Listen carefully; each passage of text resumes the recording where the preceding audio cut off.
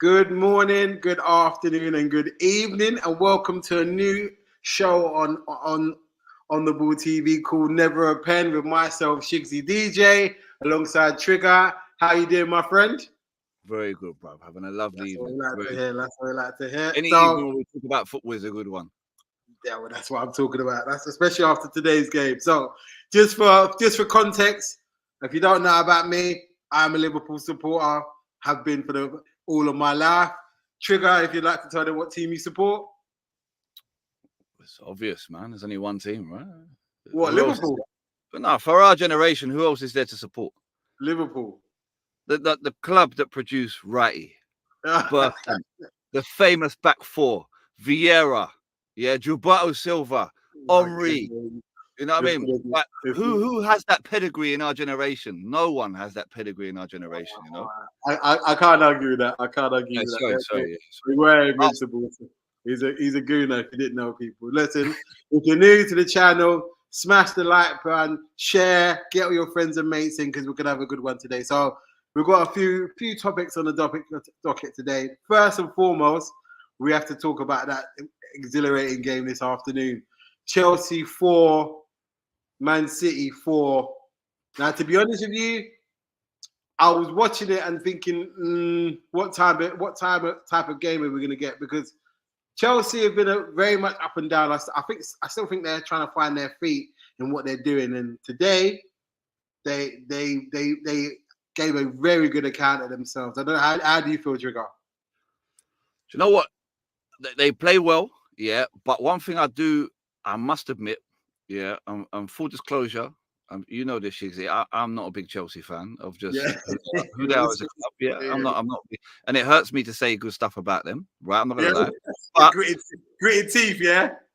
They make interesting games because of they're so open. Like they got so many raw players that they're always a lot of fun to watch at the moment. You know, for good and bad reasons. If you're a Chelsea fan. Yeah, very true. Very true. Nope. But they play really well today. Like Sterling was. Do you know what I love about him? Not only was he his usual, solid creative self, good outlet on the wing, showing pace, beating people, but he battled, man. Today he battled. He was battling so hard. He was drifting into the middle, and when balls were coming loose, he was getting his foot in. Like he really led from the front today. He played really, really well. Jackson was like I know everyone's cussing him for being a tapping merchant, but that's his job. That is his job, and it's not an easy job. Otherwise, everyone would do it, right? But he played another one, played really well today. His goal was excellent. Like they just look a decent team, and because they're so raw, they're just making for really, really fun football at the moment. Yeah, I for me, the addition, and we'll talk about him a little bit more. The addition of that is it Palmer. Yeah, Palmer, Cole Palmer. He's brought a different element to Chelsea's team because they didn't have before he came. They struggled with in terms of offense, in terms of creativity, and I think, correct me if I'm wrong, Sterling was the one on penalties before, the last 2 or 3 penalties, he's like, "No, give me the ball. Yeah. Give me the ball. I'm taking it." Man. Yeah, and I think he won the under 21s with England. Was it under 21s, under 20s World Cup? Yeah, he did. World Cup or Euros? I don't know if it's Euros or World Cup, but I think they beat Spain in the final. And even in those games, he was a guy. So listen, I don't like giving Chelsea much plaudits because Lord knows we've had our battles with them. But it was nice to see them take some points off City and just to show that City aren't infallible. So, quick question for you. Yeah, go on. Do you think the way that Man City have let what is clearly a gem like Cole Palmer go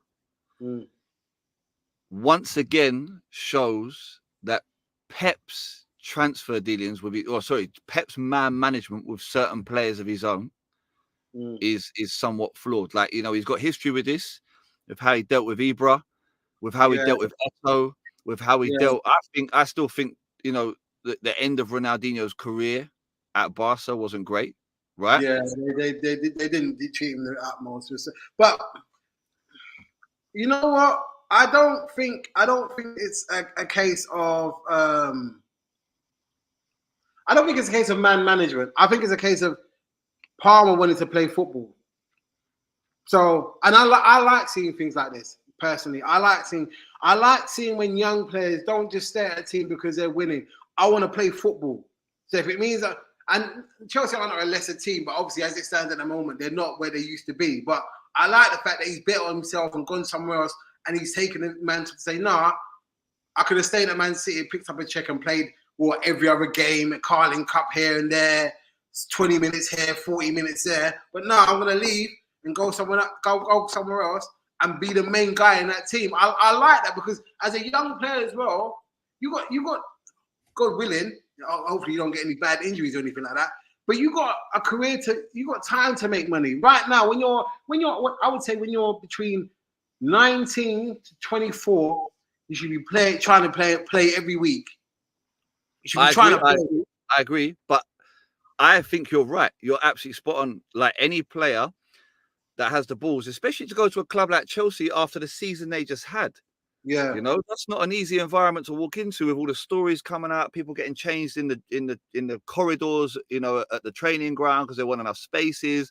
Yeah. All these players being bought left, right, and centre. That are like, okay, am I actually going to get in this team or what? Yeah. He backs himself, and I rate that. Yeah, but in terms of Pep, is it not incumbent upon a manager of a football team that when you produce a local gem like that, that you say what you need to say? That's what I'm saying about the man management. You convince that young man that this is the place to be, right? It's like Arteta with Martinelli.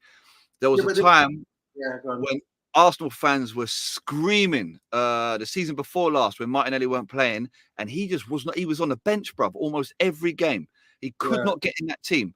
And Arteta was like, "No, I ain't got a problem with him." And everyone, I think they were suspicious because they were like, "What's going on? Why can't he get in the team?" Like Arteta's clearly don't like him. He don't rate him.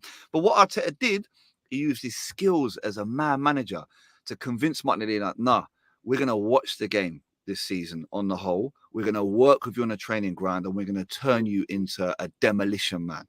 And it worked. And I just feel like someone like Palmer, like if he carries on the trajectory he's going the way he's been playing this season, mate, he scored a screamer against us, right? First game of the season, right? Yeah. Like someone like that, you got to move heaven and earth to convince that young boy that that's the place to be. But you're right. And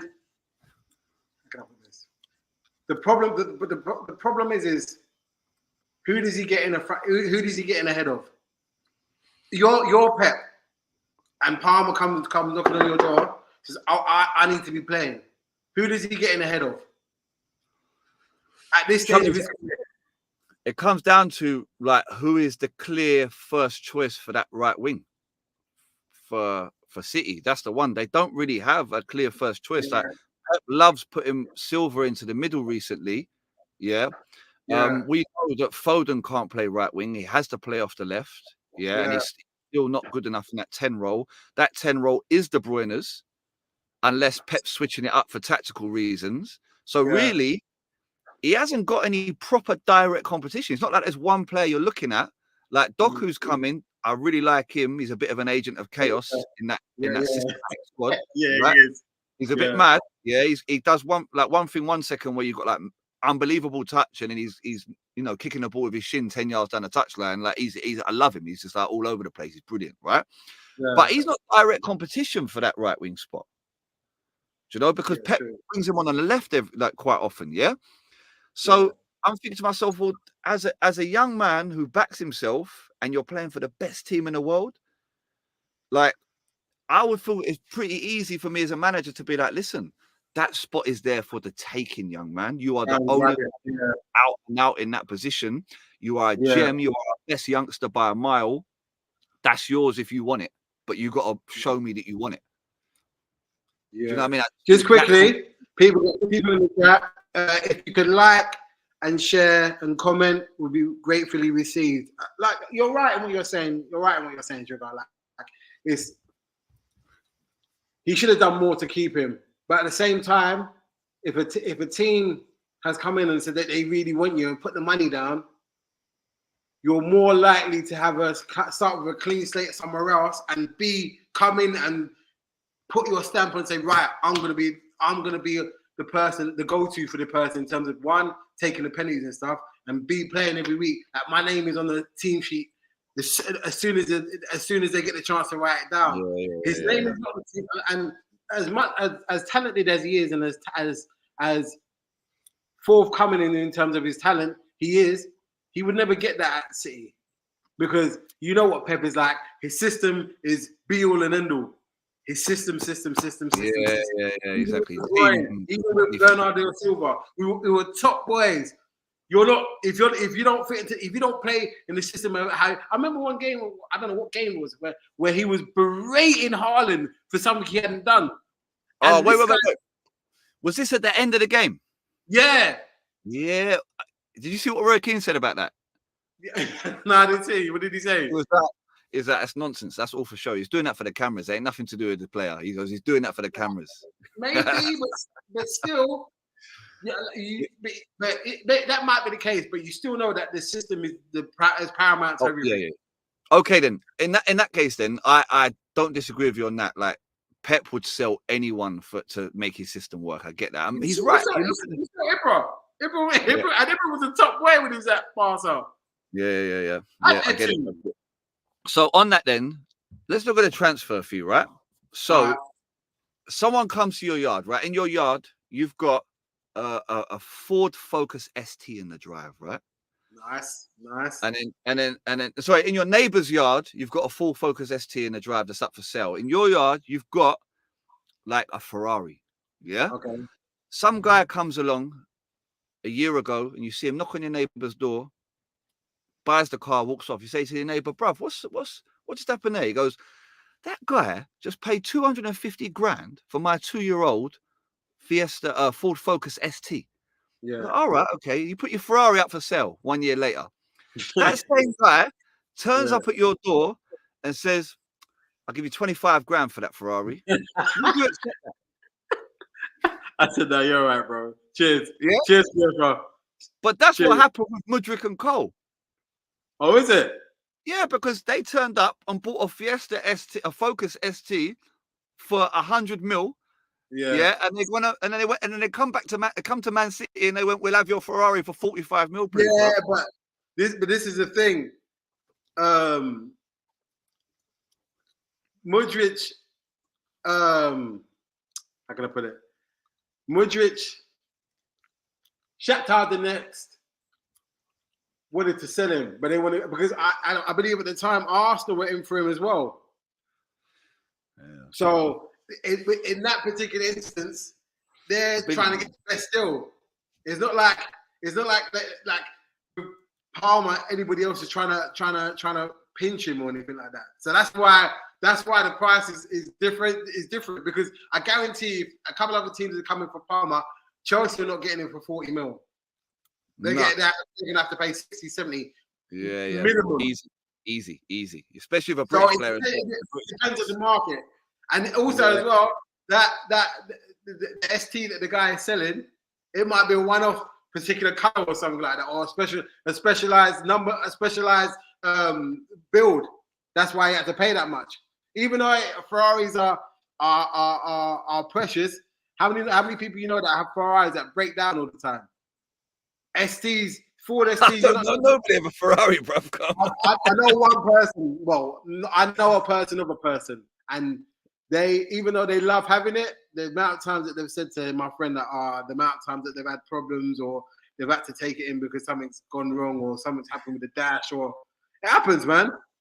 So yeah, I think we've done that analogy to death. I like that though. Right? Okay. Yeah, but no, it's the truth. But like I said, great game for the neutral. Let's move on to something else a little bit more controversial. For all my United fans out there, Ten Haag, they beat Luton yesterday, but they lost to Copenhagen on the week. Where do you stand with this? Are you? I'm a Ten Haag in kind of person. I'm not gonna lie. Because last year, yeah. Literally, like, I tell you what, this is how bad things are for United, right? Is that on 2 occasions in the last couple of weeks, we've played at the same time as United. Yeah. Right. One of which was against Sevilla the other night. Yeah. I missed the 3rd Arsenal goal because I changed over to watch Man U get it going life and death with a bunch of plumbers from Denmark. Right. Because I was like, nah, I need to see this. This is like my life between 97 and 2006, when we were competitive, was made a misery by those like ref abusing, FA corrupt scum. I don't want to say scum because they're not a scummy club, but I mean just like they done us dirty so many times, right? I'll never forget that game. Oh, I can't remember exactly when it was. It was Reyes was there at the time, so it must have been 2003 or 2004, and they lumped us off the park. Phil Neville just got brought on as like a hatchet man, and they just kicked the living daylights out of us. And I hated that club more than anything. So the opportunity now, the opportunity to be able to bathe, shower in their misery, in their downfall, in their anger, their despair, their loss of hope. Beautiful. It's sublime. The first thing I do after most United games over the past 4.5, 5 weeks is go to Mr. Goldbridge's channel to watch the compilation of his reactions to the game. Well, honestly, the way I enjoy that man's suffering, I think in a previous life I must have been some sort of torture artist or something, because I sit there and watch his pain and drink his tears. Love it. Listen, United have ruined many a man's childhood. That Fergie and them man there, they ruined bare man's the age-old adage of like it would be a Saturday afternoon, 4:45, 5 minutes left of time. Yeah. And they'll be drawing 2-1. And then you just say, oh, it's been a goal. These guys again. Bruv, what is it? Is it 2002? FA Cup? No, was it? It's 99. Sorry, it's 99, bruv. It's the year they done a treble, wasn't it? Yeah. And Giggsy went through. Yeah. Listen. Vieira of all people and smashed it over a roof of the net over Seaman, you know? Like things like that. It was just that which made me despise that club. And just like I thought that hate was gone. I thought I'd buried that hate because we're not really rivals. I loved watching how Fergie spoke about Wenger, in his documentary. Like, I like the fact that they got on now and they respect each other and that the clubs ain't at each other's throat anymore. But then when they started losing, I realized I can't tell you how happy that 7-0 made me. I can't describe it because at one stage when it got to like 4, I was like, keep going. Because when we were the year before, when we gained them 5-0 at Old Trafford, I wanted us to keep going, and we didn't. And even me, when it got to 7, I said, "Oh, bruv, I tell you what, we were all Liverpool fans that day. Like that was like very cathartic for me. Like I watched that game and I loved that game like I was standing in the cop end. Like I loved that game.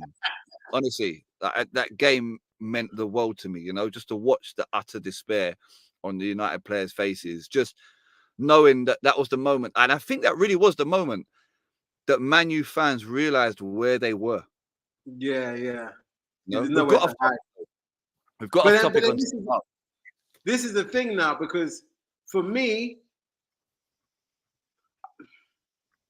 there's too many people at that club that I'm not gonna take it back to where it needs to be, or not the way it needs to be, where it formerly was. Like for me, Maguire, mate. I don't know how Leicester fleeced them. Even with what's his name, Rashford. Like I don't know. Their team doesn't. It just looks incoherent. Like it doesn't have no style of play. It doesn't have no. You know, like sometimes, like after a couple of months, even with Klopp, like after a couple of months, you knew, okay, right, them man are going heavy metal. They're going hell for leather from beginning to end. That's how they play. Arsenal, when Arteta came in, they're gonna play tactical football, keep the ball, move, playing behind, get the ball out to the wings, cut in. They're gonna do that. Know it every time. With United and Ten Haag, I am still yet to see a style of play. Are they long ball? Are they possession? Are they counter-attacking? Like, it's from Saturday to Saturday, this feels like it's a mishmash. All right, question. Is Ten Hag just the Dutch Sam Allardyce? Oh. Actually, no, that's wrong. That's wrong because Sam Allardyce had an identifiable style of play. Sorry, that's wrong. That's unfair. That's unfair. That's unfair on Big Sam. That's not fair on Big Sam. To be fair, you know what? That's You know what? Ten Hag is the Dutch Tim Sherwood. Oh no, Tim Sherwood never won anything. Listen, Ten Hag won the Carabao Cup. Like, come on. At least he won something. Yeah, okay, I get what you're saying, but like only Tottenham fans make that a big deal. Winning Nah, I'm not having that. Because look, yeah, there's only 4 trophies that can be won by English teams in the. You're saying that because it was part of your famous treble. I remember. Okay, no.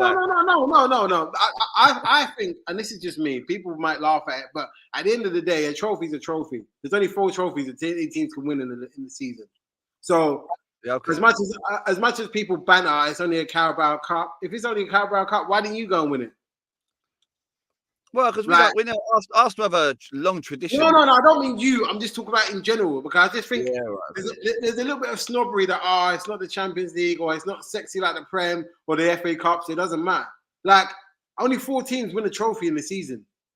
Out of how many that play the 20 play in the Prem, how many countless other teams play in the football league, and you want to? I don't listen. If it's there to be won, and this is the thing that makes me laugh. If it's such a non-entity trophy, why is it when teams get to the semi-finals and finals they play their proper team? Yeah, okay, this is true. Yeah, and we were guilty of that in the. If it was a nothing cup, you play your second step all the way through. Yeah. I know. Okay. I'll concede on that point. Okay, so we've accepted that the Carabao Cup is somewhat a legitimate trophy to win, right? Somewhat. You say that. Right. Let's compromise on that part. We've moved on from that. Fair enough. So, but what does that say about Ten Hag?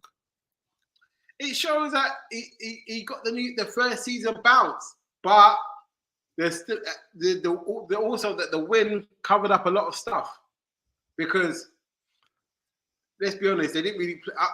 I'm not trying to be bad on Newcastle, but they didn't really play anybody hard in their run up to the final. And I think as well, they cost me 40 quid today going. Yeah, well, I think Pope got sent off in the game against us just before the final, so they had Karius in goal, and we know what that guy's about. The final, especially. Right. So I'm not gonna. But for me, I'm glad they beat Luton. I'm glad they beat Luton because I want Liverpool to be the team that put the dagger in when we played him in December. I want it to be us that get rid of another manager like we did to Oli. Okay, with that then, do you think he's going to turn it around? No. Really? Why? Because one, look at the players he's bought. None of the players he's bought has made a difference to the team. Awesome. I was watching the Luton game. I forgot Mason Mount was playing. I forgot he was playing. Casemiro is go on. Apparently Mason Mount was one of the big deals of the summer. Right, yeah. Adamant on that he was like, no, I want that player. And then I think that most of their big games this season, he ain't really played a part, or he's been a sub, or it's just like, what's that about? There's been an APB out for him. It's just like, I don't think, honestly, See the system at Ajax, and you might be able to tell me this. Not at the moment, obviously, because Ajax is a mess. Maybe that's a chat. Mate. You see what I stand with them? Yeah. Good game, actually. To be fair. Yeah, I enjoyed that. No, because I think I only watched half of that game, but it's decent for what I saw because you guys were playing at the same time. Toulouse. Yeah. Yeah. So, what was that result? Well, to Toulouse, we lost 3-2. We got bumped, and we'll get onto that shortly on our next topic. That's not on the list, bro. No, VAR was on the list. Oh yeah. Yeah. Right, come. Yeah, fine. But yeah, seriously, like I look at that, like so Ajax set up, right? They were like one of the first teams that had like a director of football. Yeah, they've got directors for the academy, directors of football, they've got management all the way through. So they've got consistent. Yeah. And I wonder if without that clear structure at United, that Ten Haag can't succeed. Maybe he is a world-class coach. Maybe he is, right? But maybe he work with Pep at Bayern? Yeah, he did, yeah. But he was a coach. Yeah, something about him. Oh yeah, of course, that's what I'm saying. Yeah, so he must know his stuff, right?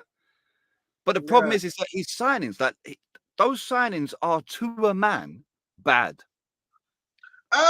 Maybe the Arnana one seems to be coming good. I mean, I'm not really sure. I'm never sure about buying a keeper, right? Because he's good at playing with the football at his feet more so than he is with his hands. Like, I've not seen anything from Onana yet that tells me he is a world-class goalkeeper. What I've seen is he's a world-class ball-playing goalkeeper. Yeah. Shout out to Trudon. He said Ten Hag is the bloke from the Crystal Maze. Right, the guy from Right said Fred. I like that. Yeah. But he didn't have a goal, the one. No, he did. He was fully bald. Yeah, fully bald, like top to bottom. But look, for me, and I'll speak to Leo about it because he's a United supporter. But I don't see his tenure ending up in a successful manner. I don't see it. Like Mount, not really done anything. Casemiro, okay, he done something in the first season, but he's getting old.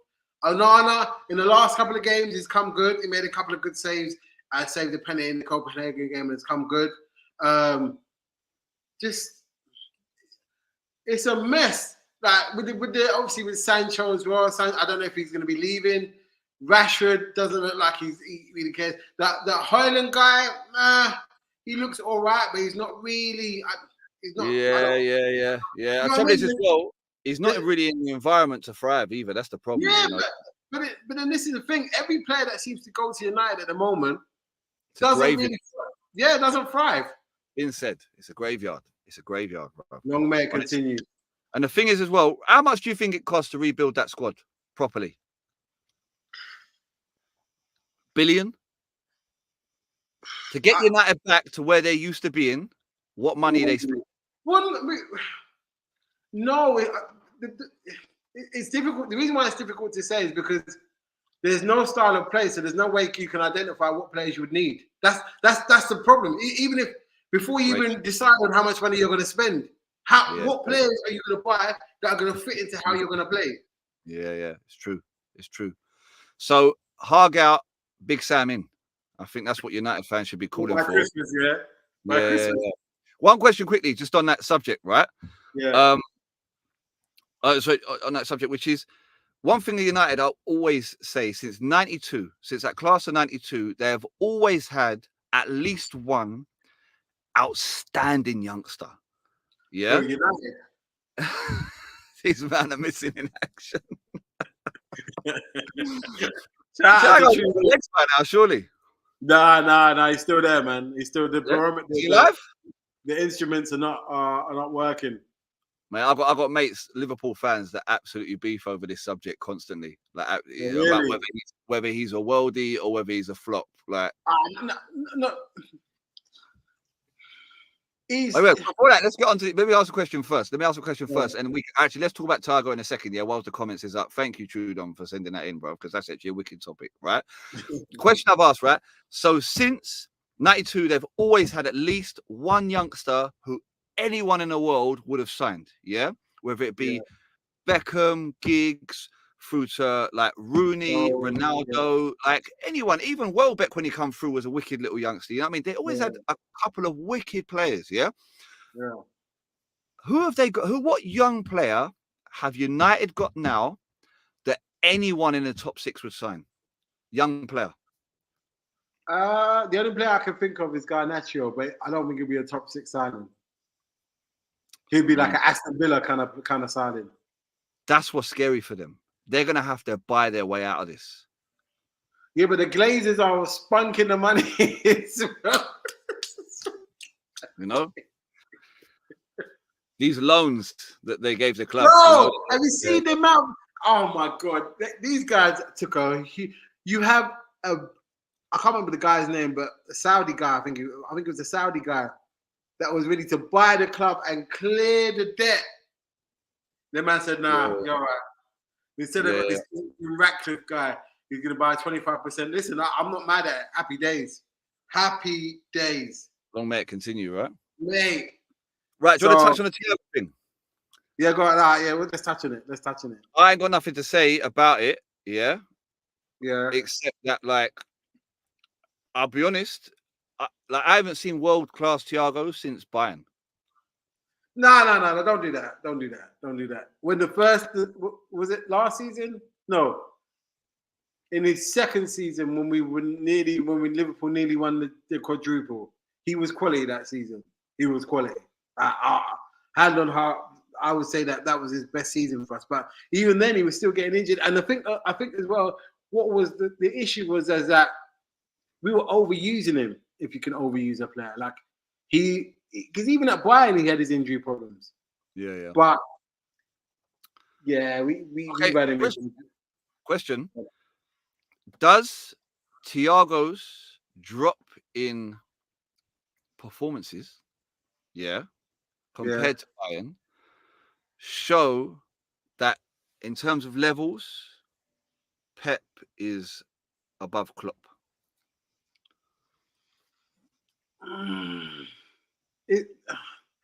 It's difficult to answer that. The reason I say it's difficult, and it's not a cop-out, the fact is, when Pep, you got to think, when Pep took over Bayern had just won the treble.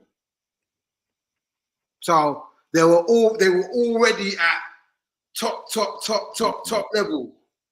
So you can't read the drop off from Jupp Heynckes to Pep is not going to be that much, as opposed to, because let me put it in another way.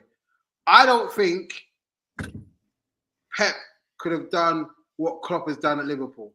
I don't think he could have done that on the budget that we had.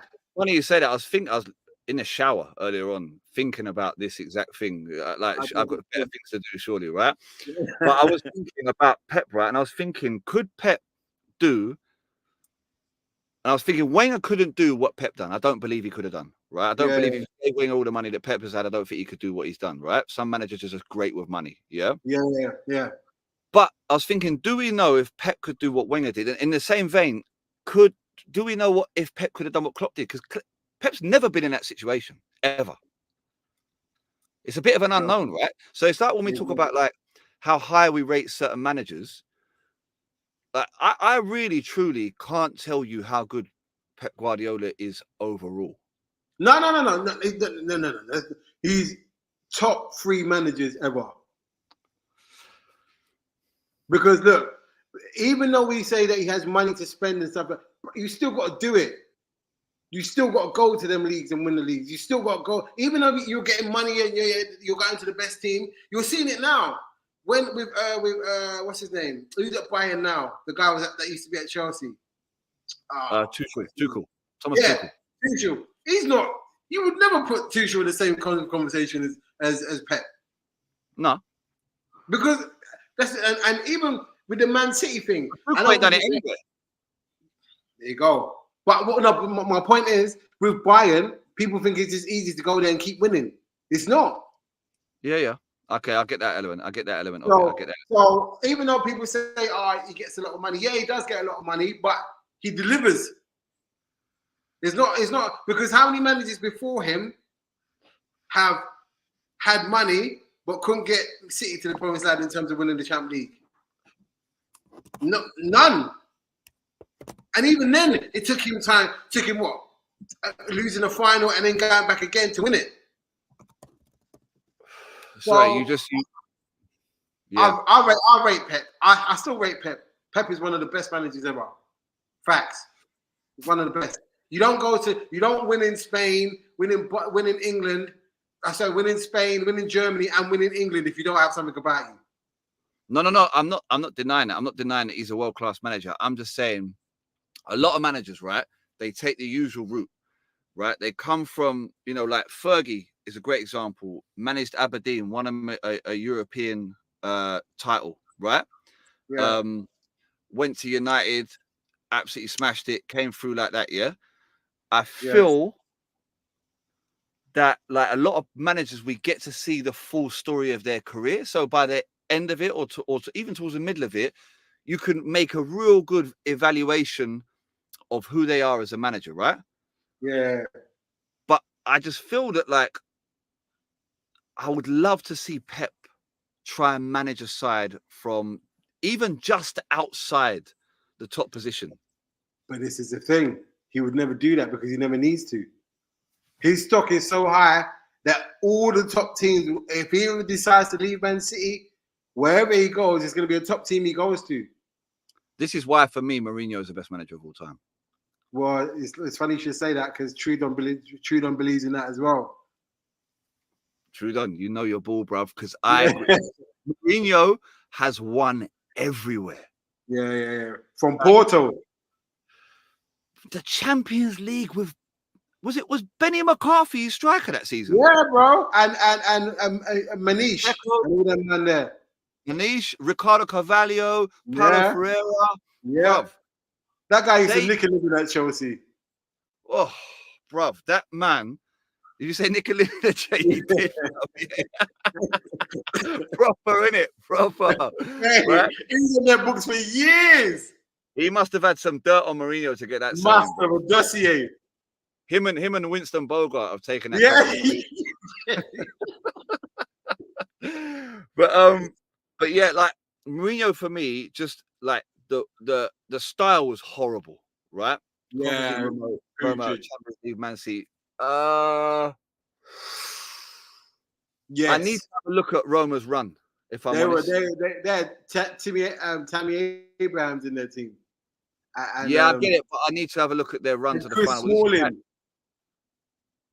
Bruv, he's been a decent for them. Yeah, but he's not getting into those. If any top 16 guys to buy Chris Smalling. No. Let's be serious. I mean, top 6 in Italy, yeah. No, I'm in England. Yeah, of course not. No. Yeah, exactly. So like he's working. He's. I'm not gonna say Poundland, but he's not going to Marks and Spencers when he's buying players. He's going to Lidl's and Audi and them thing there. Wait. I need to see right what Roma's run to the Conference League final look like. No, it's not. Man, it's giving me all the details except. Okay, they won their group, right, with 4 wins, a draw, and a loss. Yeah.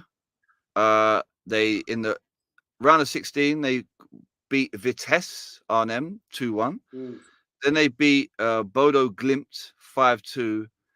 Beat Leicester 2-1, and that was like Leicester weren't going great guns then. And then finaled in a final, which is a decent win, right? I need to be honest, that's not an overpowering run. So, like, listen, I Trudon, I love the fact that you're supporting me with the Mourinho thing, but I can't say that's better than City winning the Champions League with their squad. All right, I can't. Well, let's move on. We've got a very controversial subject next. So, VAR, yes or no? I'm gonna say yes, even though all the bullshit that's been happening with it, I'm still gonna say yes. Because for me, I'll let you go. Would you? Are you a yes or no, or what, are you on the fence? You got splinters. Do you know what? Yeah, I've yes, under certain conditions, and I don't think we're going to meet that condition.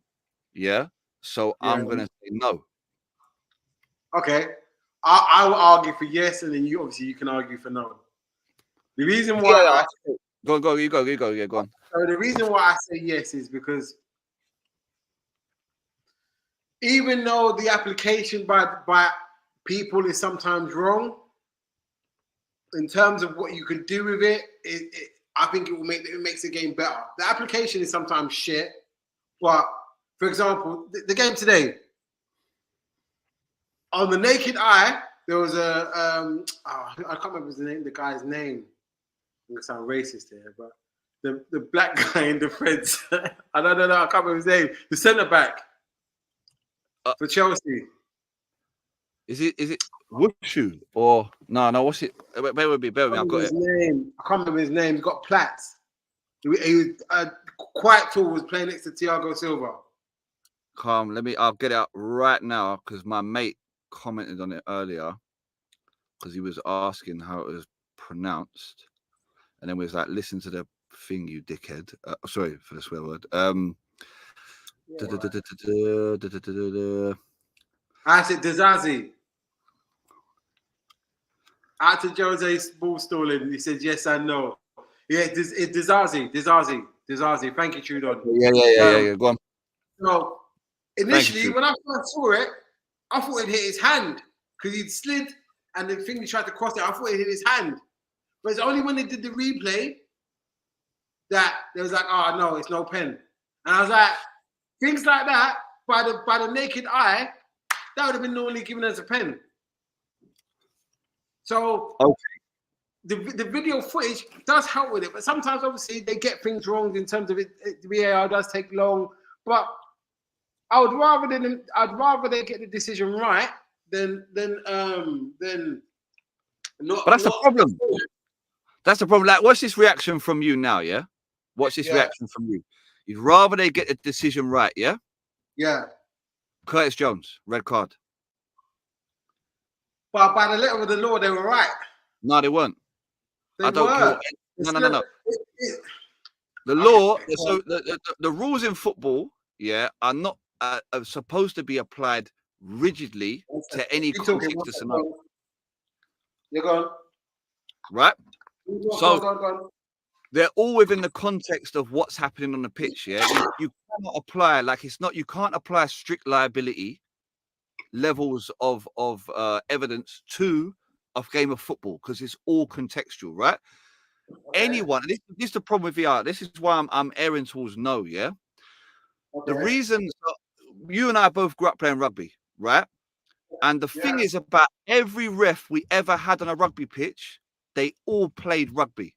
So VAR works in rugby because everyone on the pitch plays rugby. Everyone in that video review room upstairs played rugby. They know the ins and outs of the games. Yeah.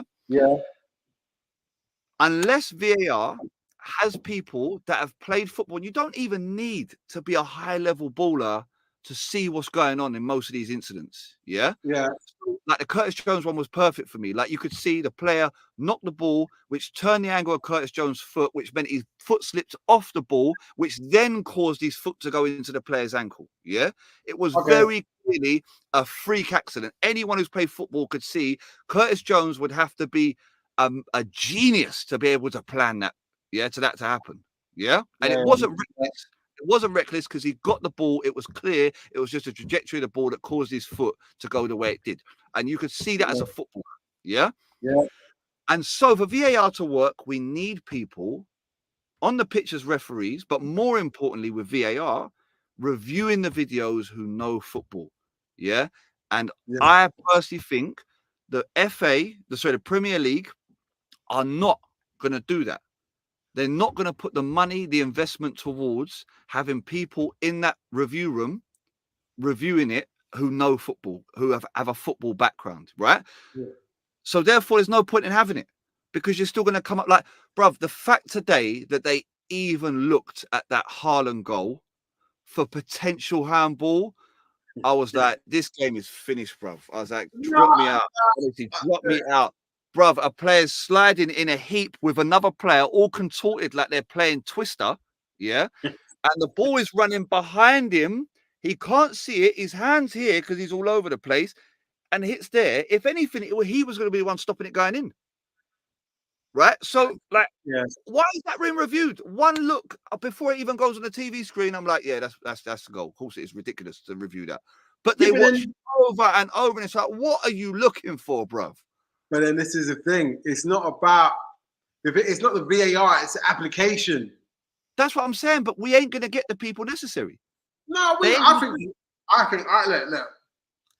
look, you know, how Liverpool, no, not even just Liverpool. Every team in the league has been screwed by VAR. Every team. So it's not even like it's a team thing or it discriminates. It discriminates equally to everybody. But for me, it clears up certain things. It allows the people to see stuff on the video that maybe they wouldn't necessarily see from the naked eye. So okay. I'm not, even though sometimes there are mistakes made in terms of obviously the Liverpool goal, the Man United, even though I was happy that it happened, but the Man United thing, that shouldn't have been a goal. But I still think it's needed because there are some times where where you see things with the naked eye, and then when you watch it back, you're like, oh no, it wasn't. So I just think to your point, if they added people who played the game to make the decisions, I think it would end up being a lot better because you would have footballing people in Stockley Park or wherever it is helping make the decisions to say, you know what, no, that isn't intent or that isn't malicious or you know what, yeah, that's a red card. Okay, quick question, theoretical question, yeah? Yeah, go on. And then I think we should deal with Jose's comment because that's got an interesting subtext to that comment, right? Yeah. The question is VAR, yes or no? But the context is the Premier League don't get people in that know ball, and it stays how it is now.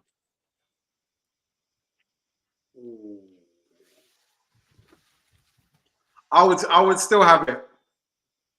I would still have it just because. How many times have we seen a game where the linesman has given an offside and it's not offside? How many times have we seen that? Or it's a handball. Shout out Judon.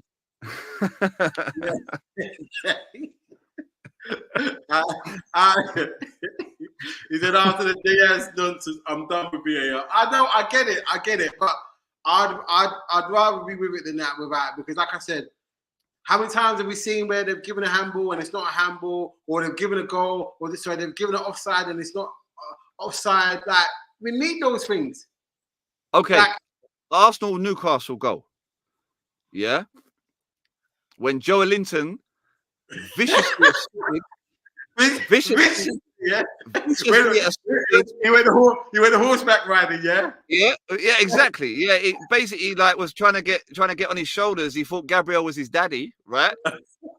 Yeah, viciously assaulted an unassuming Gabriel. Unassuming from behind, yeah, in order to knock the ball down for an offside Taylor after the ball had gone out, and Willock. No, but hold on, wait. It was inconclusive to see whether the ball had gone out or not. Bruv, if from any angle, yeah, you can see the ball, the whole bit of the ball that's touching the floor is past the line. In that situation, I think you should assume it's probably out. No, but you don't want to make an ass of yourself, bro. So they gave the benefit of the doubt. Okay, let me flip it. If it would have been Arsenal that had scored that goal, would you have asked them? Would you wanted them to disallow it? Bruv, you know what? We could behead the other team and score a goal, and I would still. No. That same scenario is Martinelli running out, whips it in, and Jesus is the one that taps it in. Yeah, that was Willock running after that ball. If Martinelli would have run after that ball, he'd have got it 1 yard inside the line, so it wouldn't have been a problem. Okay, great. So then, would you wanted them to chalk it off? I mean, if the point being, yeah, is I'm biased. I'm not even gonna lie, right? So like, let's not talk about Arsenal. Say if that same situation happened with another. I think when I'm watching other games, I'm a little bit less biased, right? Okay, fair enough. Yep. Fair enough. Yeah. Unless it's Chelsea or United or Spurs. Yeah. Right. And so, just quickly, people. This is a new show called Never a Pen. If you're new to the channel, please smash that like button and share. Get some more people in there. We've got about another 20 minutes left, and then we're done. But yeah, sorry, go on. I want to refer back to Jose's point, right? Where it says VAR is beneficial for the close calls, but other than that, I'm not much of a fan with it. And the problem is with this, right, is that what constitutes a close call? Like goal line clearance, penalty, offside. We've got tech for goal line. We had that before VAR, so we don't need to worry about that. We ain't got tech for offside. Okay, yeah, that's fine. That's what I'm saying. That's why I'm still keep it, because, like I said, how many times were you seen? Even today, like Nunez's big toe was offside. Yeah, it was offside. So they disallowed the goal. I'm not mad at it, because as long as they're consistent with the line, cool. But you know what I mean? You know what?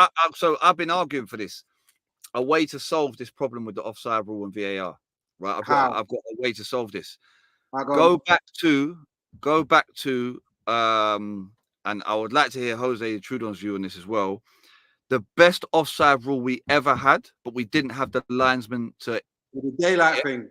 The daylight rule, bruv. That was the best. No one can argue with that. It gave advantage to the striker. A striker could play on the defender's shoulder, and provided he was level in any which way with his body, he was onside. Yeah. Why did they never put that into place? Because what was happening was the linesmen were getting such bad decisions all the time that they just took it away. And this was like years ago now. Yeah. Oh, yeah. Right. So, but I think now we've got the technology.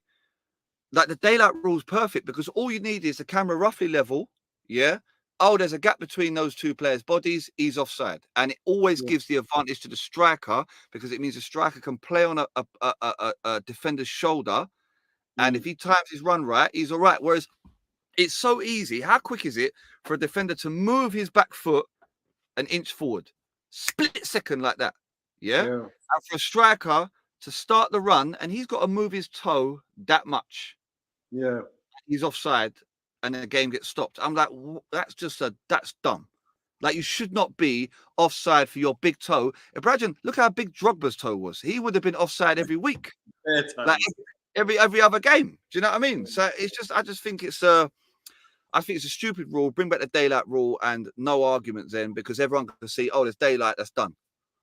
Okay, we're gonna have to agree to disagree, because I'm on the side for it. But we can revisit in another episode. But just answer Jose, he said also, and the past subject about Ten Haag as a United supporter, the club needs to stop manager hopping. So so let me ask you this, Jose. As a United supporter, are you happy that the Glazers are going to stick by Ten Haag, or does it get to a point where you said they have to get him out? At what point? So basically, when does it get to a point where you think they should fire him? If then, because I'm saying Ten Haag in. I think he's doing a superb job. But hey, that's just outside the looker in. But we'll leave it as that. Right. On to our final topic. Well, we've got two topics. Shall we? You know what? Because I got my curveball. You don't forget that. I got the curveball, right? I got one for you. We was gonna go into has system football taken out individuality, but I think that kind of question is got more nuance to it, and it will take a lot longer to answer it. So we'll come back to that in the international break next week, along with Southgate. But this one, considering what happened with today's match, how you feeling? Trigger? Well, personally, so Arsenal or Liverpool City's biggest title challenges, right? and it comes down to one. I think Liverpool maybe have a slight advantage because of their European situation, right? Which means it should be easier to keep their squad fresher. But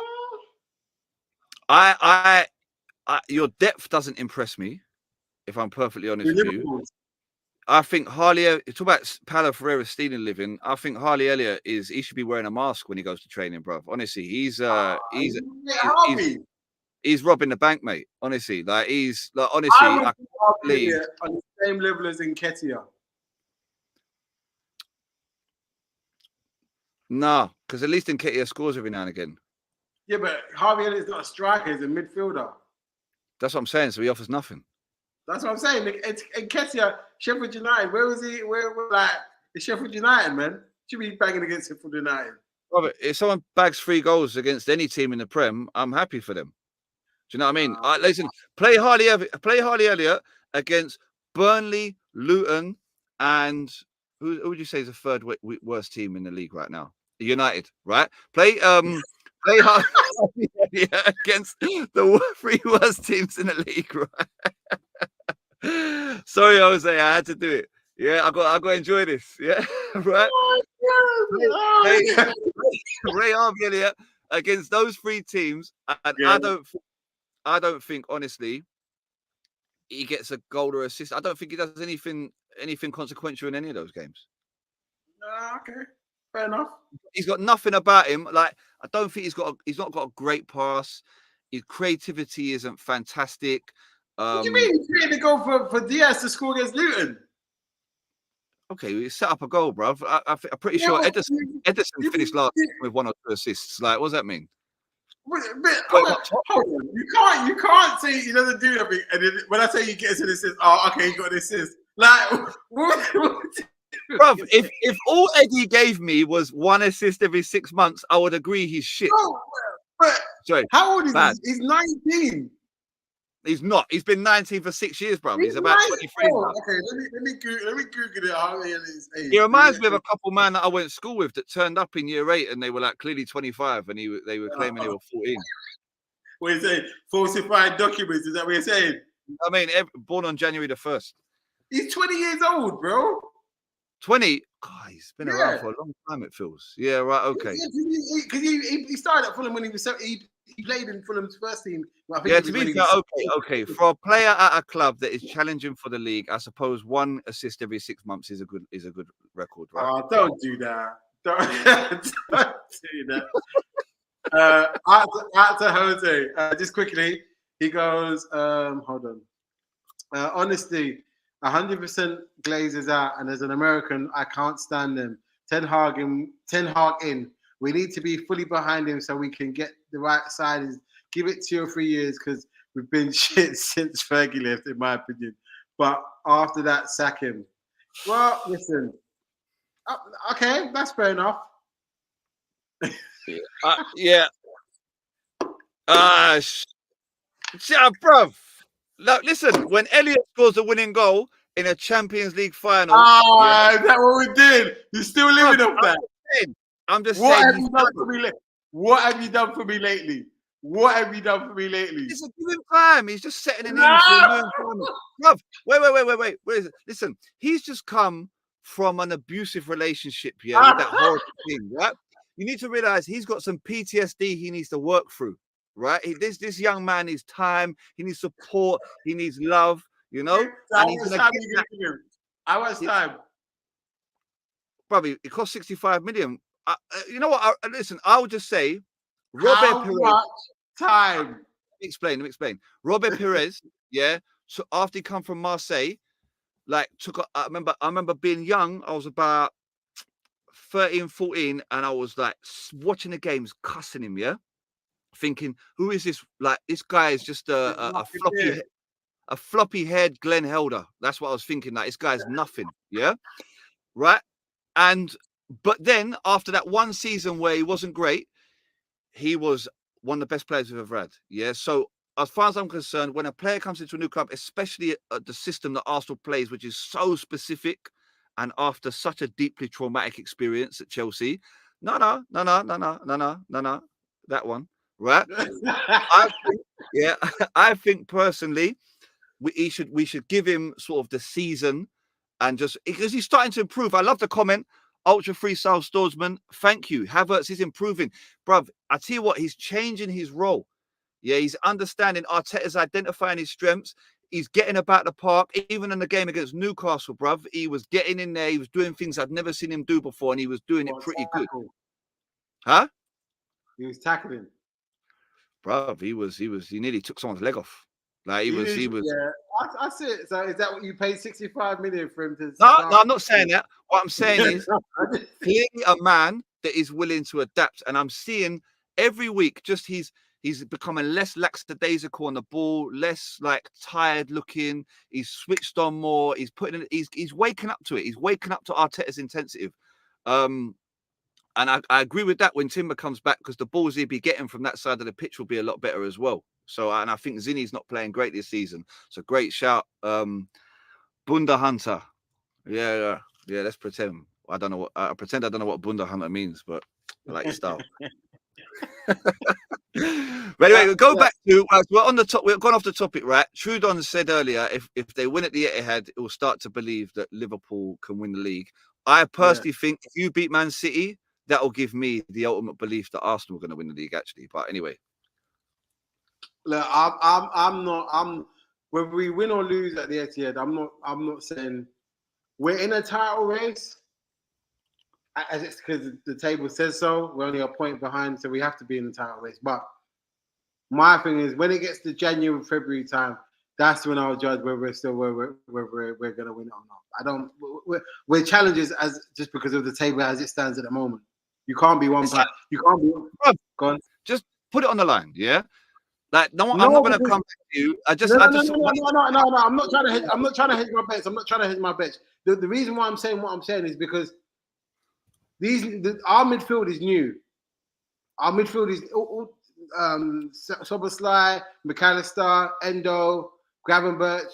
They're all new in terms of playing for Liverpool. So Gravenberch didn't even though he's a good player, didn't tear up trees at Bayern Munich. Soboslai, the Prem is a hard league. If they can, if we're 4 or 5 points off the top by January, February, March time, I'll say we've got a chance to win it. We've got a chance because I'd say listen, if in January, I'd say if you don't get to March ahead of City, you're done. City just turn on the boosters every season from like end of Feb onwards. Like they leave everyone. So you need to be, I'd say, a good 6 points in hand by that point in the season with a nice running. Do you know what I mean? Well, like I said, we're in it now. We're in a title race now. But whether we're gonna win it, it's gonna be a bit of a mad one.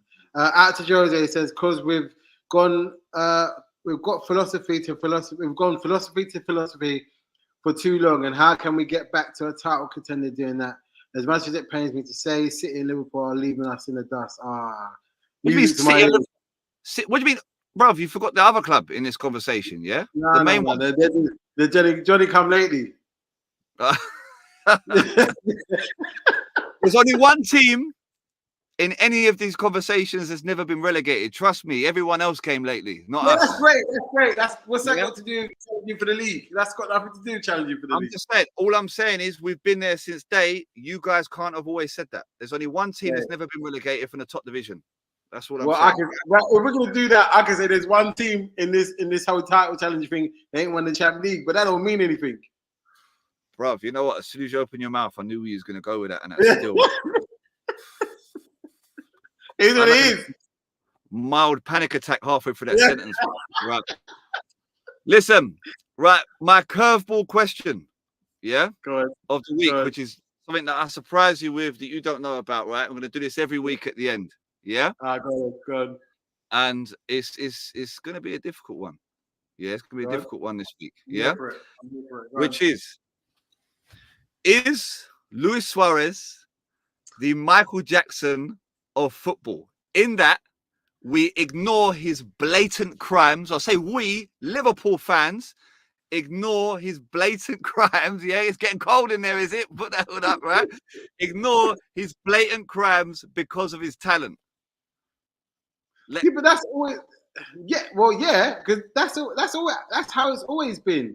Players that break the rules, that are quality players. Look at Eric Cantona. My man kicked a fan. Like, okay, it's a Palace fan. That's all right. No, but it's a Palace fan or not? Southampton, bro. Oh, you're South. I forgot. Sorry. Yeah, go on. Like, what he did wasn't right. Let me say that first and foremost. What he did to regardless of what team he plays for, that wasn't right. And he did that wrong every week. Suarez. It's about everything. Yeah. And the biting thing. Yep. Yeah. So more than once. But like you said, because of the I'll tell Jose. El Chompers. I like that. But like you said, that season,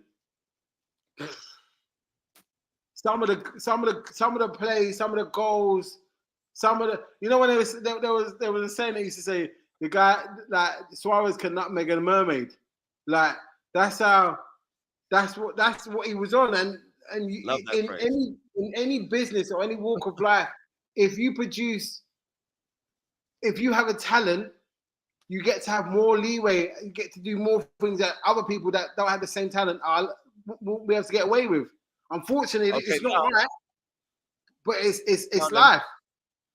Now then, go on. Oh, should have done. Can we block him? Can we block him? Is that possible? I don't want to lose viewers already. I mean, I'm happy to sacrifice one or two. Yeah. What? By the wayside, yeah. Yeah. We got work tomorrow, bruv. You can't be drinking on a Sunday night. Come on, just chill. Yeah. Put it down. Put the moonshine down. This is not. This is not the one. Anyway, right. Okay. Now, on a serious note, like it's actually quite a serious question because there's undertones to this question I'm going to ask. Right. Go. Do you forgive Luis Suarez? Remember, he's never apologized. Always backs himself. Didn't shake everyone's hand. Never ever shown any remorse for any of that. No, to be honest with you, I've never thought about it. So, would I forgive him? What do you mean? Would I forgive him if I saw him, or? No, I mean, as a Liverpool fan, let's put so much stock into that club, right? Yeah. And had a player let you down in that way. Yeah. Right. Because I would feel if that happened to Arsenal, yeah, I would feel some kind of way about that player forever, no matter what he did for us. Feel a way in terms of what? Like you wouldn't recognize him as an Arsenal player, or what do you mean? I wouldn't like if he came up in conversation, I'd be like, yeah, he did amazing things for us and this and that. But I would never be able to sit there and be proud of him and be like, wow. No Liverpool player, no Liverpool fan, and I maybe tell me if I'm wrong, Trudon.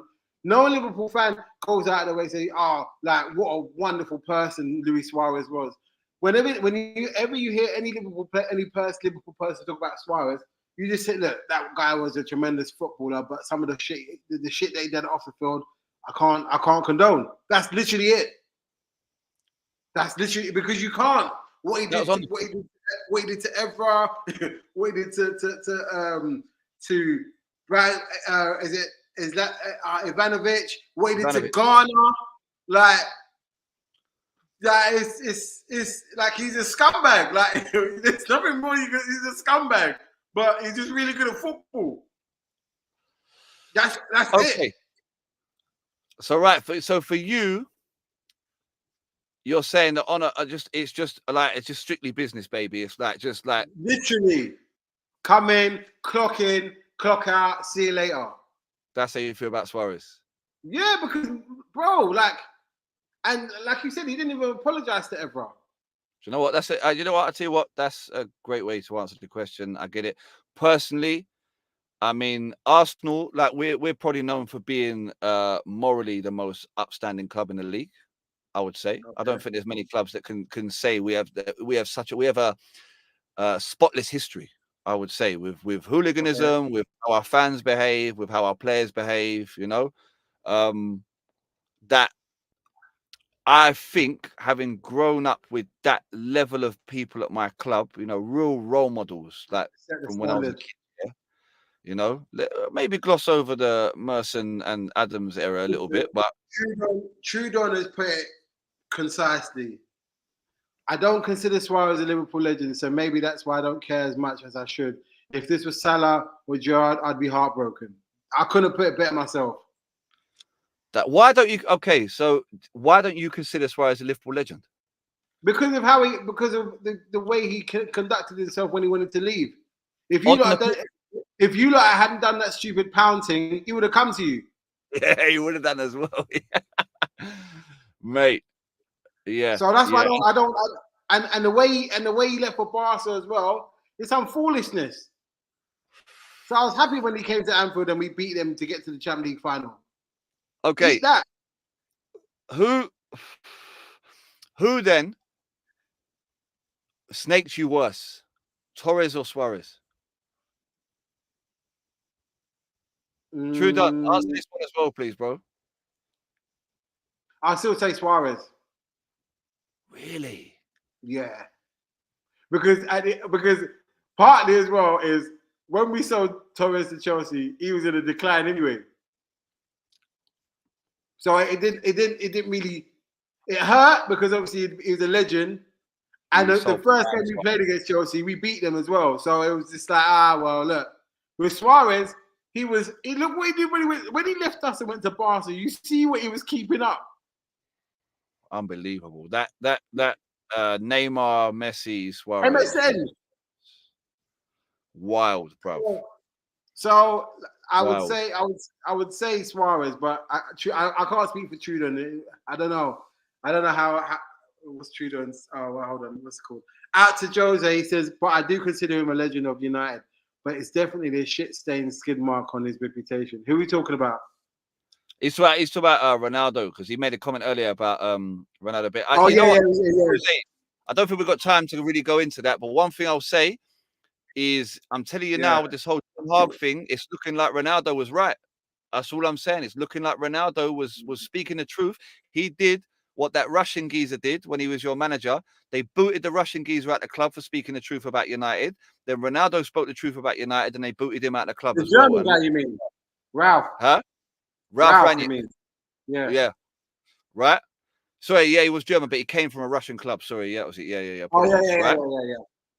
He was speaking the truth about United. They dumped him. Ronaldo spoke the truth about United. They dumped him.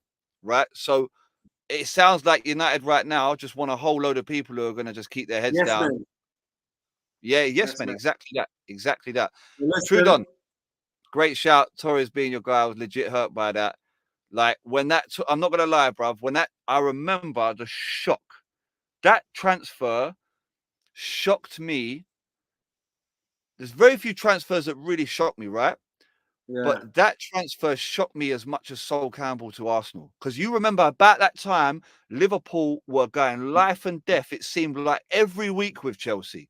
Yeah, right? In the Champions League, in the league, FA Cup, yeah. Mate, I couldn't get enough of them games. Honestly, I could not get enough of them games. And the fact that he then went to Chelsea with everything that had been going on, with the way they were as a club, I was like, whoa. And then scores the winner in the Champions League final.